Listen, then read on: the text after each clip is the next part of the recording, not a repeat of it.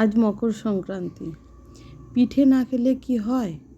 তো আপনারা বাড়িতে কে কী পিঠে বানাচ্ছেন আমি তো জানি না, তবে আমাদের বিদ্যালয়ে আজকে মালপোয়া বলুন, পাকান পিঠা বলুন, গুড় পিঠা বলুন, যাই হোক বিদ্যালয়ে হয়েছে এবং বিদ্যালয়ের বাচ্চারা বিদ্যালয়ে বসে বসেই পিঠে খেয়ে তাদের মকর সংক্রান্তি পালন করছে। আমার বিদ্যালয়ে বাচ্চা সেরকম আসেনি, পৌষ পার্বণ উপলক্ষে ছুটিও নেই, না আমাদের তো আসতে হয়েছে, কিন্তু পৌষ পার্বণের কিছুটা মজা আজ আমরা আমাদের বিদ্যালয় থেকেই করছি। বিদ্যালয়ের ভিতরে দেখুন সুন্দর সুন্দর পিঠা রান্না হচ্ছে, গুড় পিঠা।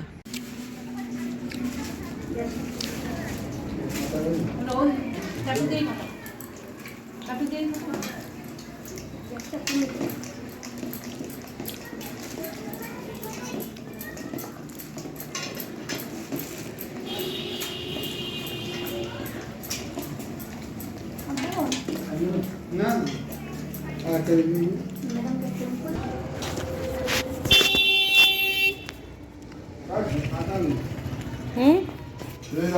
ভেঙে ভেঙে রাখছে।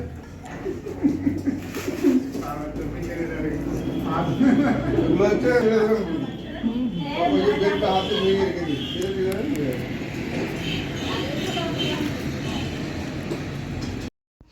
গরম গরম নরম নরম তুলতুলে পাকান পিঠা এই শীতের সময় খেতে বেশ ভালোই লাগছে। আর পিঠেগুলোও জানেন তো বেশ তৈরি হয়েছে, সুন্দর নরম নরম পিঠে তৈরি। দেখেন ফুলকো ফুলকো নরম নরম পাকান পিঠে একদম রেডি। এবার বাচ্চাদের দিয়ে দেওয়া হয়েছে এবং বাচ্চারাও খুশি খুশি ওই পিঠেগুলো খাচ্ছে এবং মজা করছে। স্কুলে এই ছোট ছোট খুশিগুলোই খুব ভালো লাগে, বাচ্চারাও এনজয় করে, তার সাথে আমরাও এনজয় করি। সবাইকে শুভ মকর সংক্রান্তি। সবাই আপনারা কে কী কী পিঠে খেলেন কমেন্ট সেকশন